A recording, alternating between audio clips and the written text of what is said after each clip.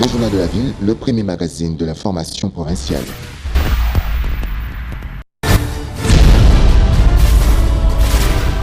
Tout de suite, le journal.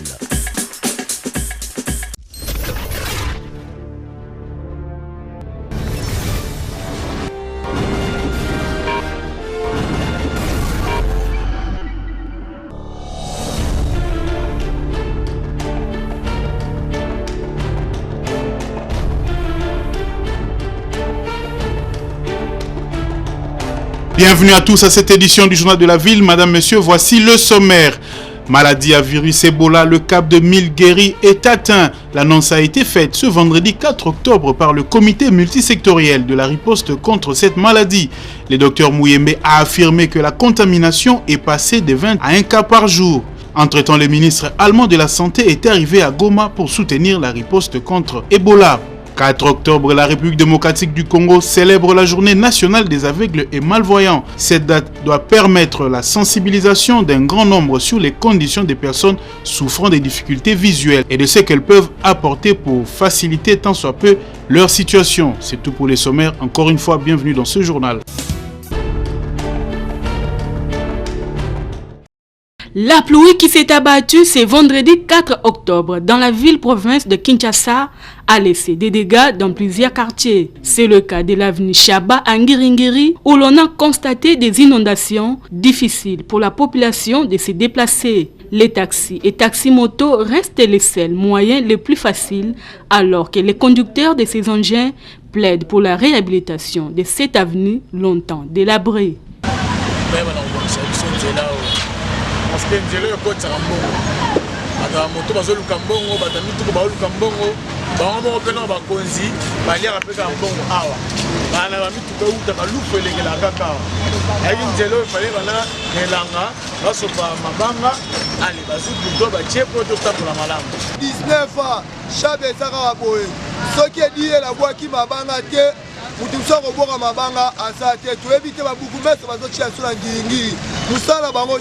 Même constat sur l'avenue Ngiringiri, toujours dans cette même commune. Ici, les habitants de ces coins estiment que le manque de caniveaux est à la base des inondations et ces débordements d'eau de pluie. Comment l'anzela ne zali attaque caniveau moko ezate.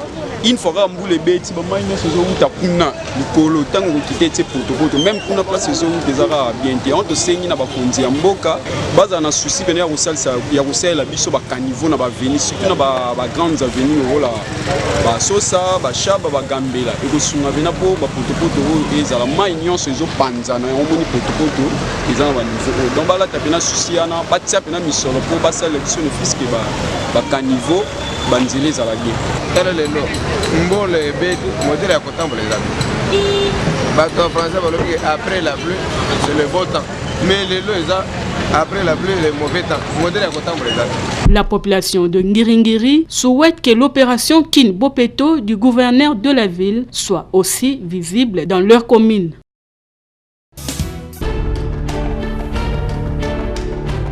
L'avenue Kulumba, qui relie les quartiers 2 et 3 dans la commune de Massina, est en pleine réhabilitation grâce au programme de 100 jours du président de la République, Félix-Antoine Tshisekedi, et grâce à la construction du pont, les riverains ont été soulagés. Nous sommes ravis de joie. Voir cette belle construction ici, nous sommes très contents. Ça va nous permettre à nous écarter dans de certains dangers qu'on connaîtrait parfois dans des chantiers qu'on passait par-ci par-là. Maintenant, nous avons une belle ouverture. Puis prendre de la moto et vous déposer à la maison, c'est une bonne idée. Nous demandons à nos autorités de continuer à faire ça, ce serait beaucoup plus mieux. De garder jalousement ce pont. Il y a même certains éléments de la police de surveiller ce pont. C'est notre bijou. Nous sommes très contents de voir ça. Que ces délinquants ne viennent pas déranger cet ouvrage-là que nous félicitons tous, que nous sommes vraiment ravis de joie, nous sommes très contents. Et nous continuons toujours à féliciter d'abord ceux qui ont pris cette initiative de faire cette route-là et ce pont, c'est belle. Les travaux avancent bien et sûrement, surtout au lieu où s'est située l'érosion a été asphaltée, quelques piétons l'empruntent déjà. En tout cas, le sentiment c'est peli makasi. ezalaka tozosaute bama ya salite tozokende kokota esika mosusu tokotaka te donc avokota kotombola bilamba kokwea me bana classe kokomisa bilamba salite. En tout cas tokumisi na bino bato liboso bosali nzela oyo topesi bino félicitation mpe na nzambe ndenge apesi bino makasi ya kosala bolembi te ezala mbula ezala nelanga bino bokobaka na misala. En tout cas tosepeli makasi. Les travaux sont entrepris par la société Malte Forest et cet ouvrage doit être bien utilisé au risque de revenir à la case du départ.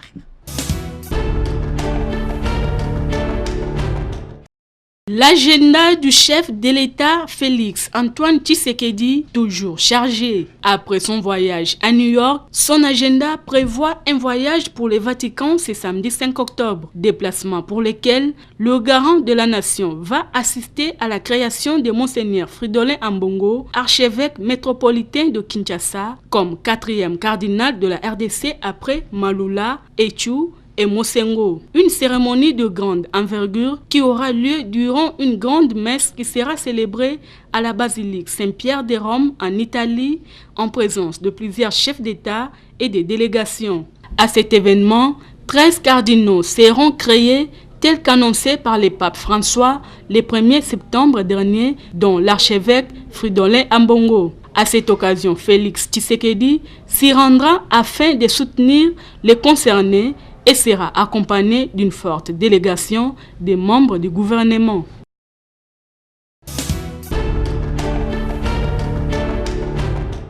Le 4 octobre de chaque année, la RDC célèbre la journée nationale des aveugles et malvoyants.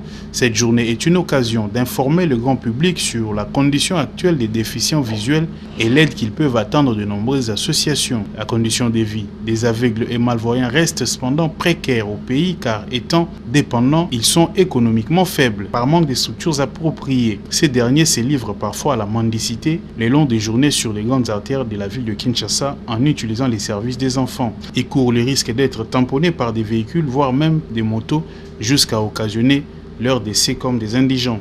Si en RDC, les aveugles et personnes souffrant de cécité sont considérés comme une malédiction par certaines familles et n'ont pas droit à la scolarité ou sont un produit d'un mauvais sort, sous d'autres cieux, ils sont simplement considérés comme handicapés visuels, mais qui peuvent servir aussi la société en travaillant par exemple à la radio ou dans d'autres corps de métiers, juste pour leur permettre d'être un peu plus dépendants malgré leur handicap. Il est important de souligner par exemple le travail abattu par l'INAV, l'Institut national pour aveugles, qui s'emploie à la formation de cette catégorie des Congolais. Les ministères des Affaires sociales, Action humanitaire et celui des handicapés ont l'obligation de se mettre ensemble pour mettre en place des politiques capables d'encadrer efficacement les aveugles et malvoyants.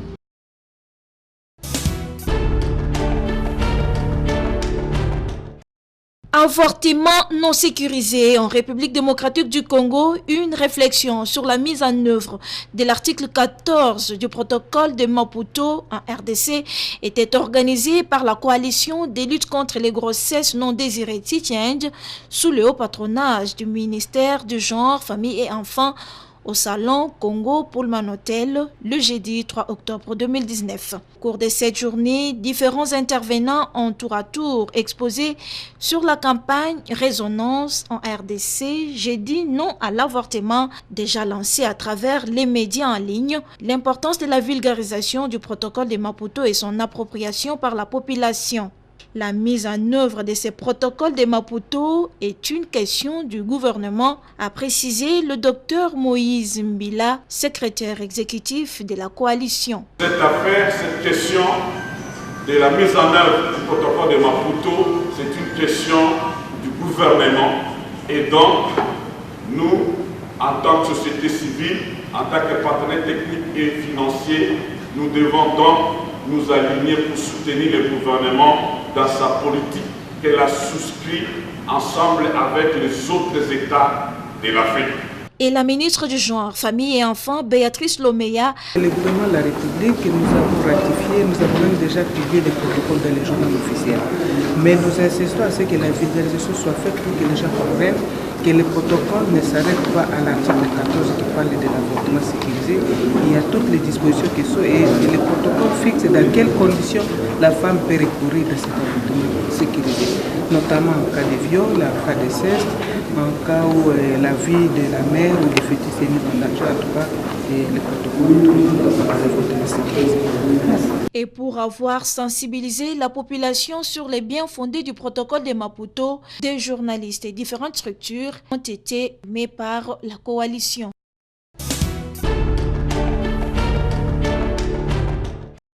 Plusieurs Congolais souffrent du diabète. Pour certaines personnes, c'est une maladie héréditaire et incurable, alors que pour les praticiens et phytothérapeutes, il existe des traitements qui les traitent et finissent. C'est ce que soutient le docteur phytothérapeute Mbundura Abakouk du centre Exode médical. Diabète, na terme babenga diabète babenga le poto. Diabète c'est français, mais il y a terme na katia grec babenga yango diabéino na lingala nguluba eleki mopanzi ou en français si vous voulez qui traverse. Donc oyo ezo bata mananzoto te mais ezoleka mbala moko tanga moto encaissé ameli mbala moko ezoleka yango babenga terme oyo babenga diabète. Alors mobulu wana ekotaka na nzoto evandi na makila oyo to benga hyperglycémia to evandi na masuba oyo to benga hyperglycémie. Alors emema biloko wana eutaka wapi ya sukali. Donc ils ont maladie ou tina sukali lengi bazakuluba eza héréditaire to salba recherche bien sûr ils ont maladie liée au sang mais il n'est pas héréditaire tout à fait, je vous dis et je confirme et d'après des recherches comment on a maladie métabolique na kokuluba te que maladie ici la raté puisqu'il n'y a pas une maladie incurable par Elohim.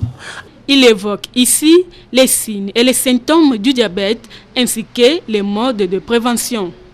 Po mutoye bapenza ke ozande ndengini bokonoyo ezwingai bilembo to benga bilembo e bilembo wana avana tanga yango soki oye bisong da kata exode médical oyo na quartier lokele 1 numéro 1 bis na commune ya Matete mbala liboso to ko maîtriser ne basinyo wana oya bisubila nazo tanga kosuba suba pamba komela donc kusuba wana ezomela ino senga yo pe omela kamai mingo to benga sinya potomani e komema yo tango zo subaka mingi ezomema yo na kokonda donc so kozomela pe misu mulili ozomona monokezo kauka mingi ozomona pe ba kusala ba constipation répétée ozo transpirer pamba makolo moto donc eza ba signe ya diabète so ko sale glycémie eza normal. Tinda pe ba examen mususu eza biochimique spéciaux pour na kaka mukono oyo osali ba examen wana okokomona pesi keza na masuba yeba ke osokuziwa mi pana biso lobiko ezali fais-moi confiance frère pesa ngata moke ekosila mais zala pe patient ti to ko maîtriser ngo kezunga kimia.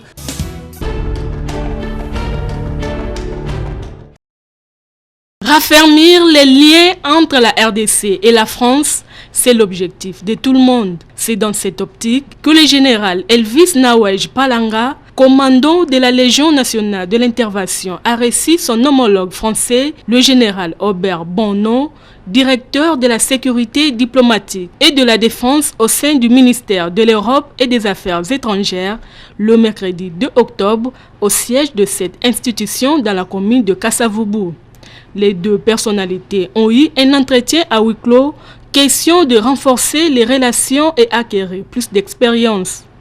Le général Aubert a profité de l'occasion pour échanger avec les éléments de la police présents à cette rencontre.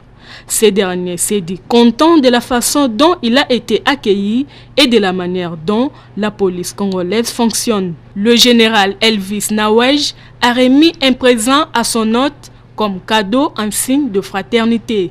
Les échanges se sont clôturés par une visite guidée du Légion nationale de l'intervention en commençant par les véhicules d'eau chaude et les bureaux.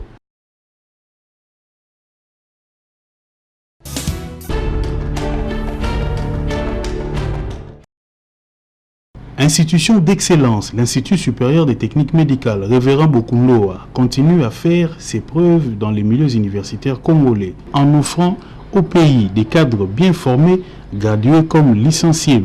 ISTEM RB organise 4 sections dont les sciences infirmières, options hospitalières et pédiatrie, la sage-femme option accoucheuse, les techniques de laboratoire ainsi que la gestion des institutions de santé. Pour cette année, 2 sections viennent de voir le jour. Il s'agit de la kinésithérapie et la santé communautaire. Par ces installations, ISTEM RB offre un cadre de qualité pour les chercheurs et autres étudiants en quête des savoirs. Dans l'optique d'amélioration des niveaux de l'enseignement en RDC, ISTEM RB vise l'excellence à travers une formation de qualité à moindre coût par des enseignants chevronnés, qualifiés et spécialisés. S'alignant dans la communauté baptiste du fleuve Congo en promoteur des valeurs, l'Institut supérieur des techniques médicales Révérend Bokundoa se veut de former des hommes dignes et intègres pour le développement du Congo. J'étudie ici à l'ISTEM RB, Révérend Bokundoa.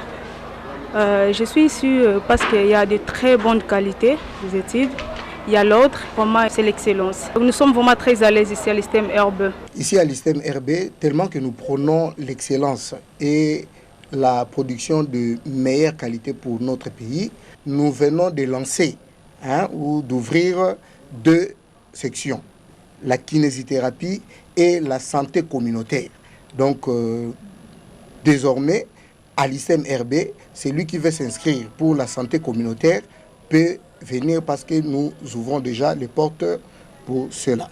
À cet effet, l'ISTEM RB procède aux inscriptions pour l'année académique 2019-2020 au cycle de graduat en première, deuxième et troisième année ainsi que la licence. Ceci s'adresse à toute personne désireuse de se donner les moyens d'être utile dans la société. Pour la réservation de vos places, ISTEM RB est situé sur le numéro 65 de l'avenue Itaga, au croisement Plateau Itaga, référence Église Nzambe Malamu dans la commune de Kinshasa.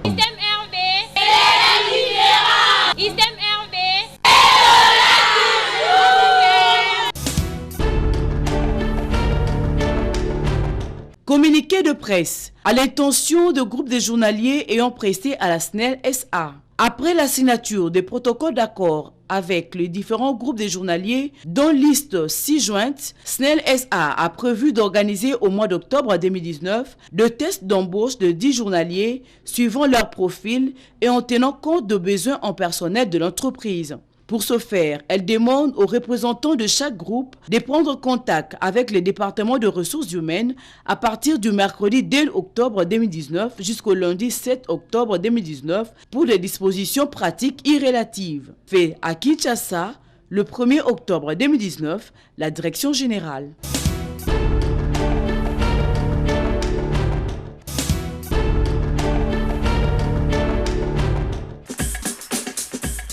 Ainsi s'achève cette édition du Journal de la Ville. La rédaction vous remercie de l'avoir suivi et à très bientôt.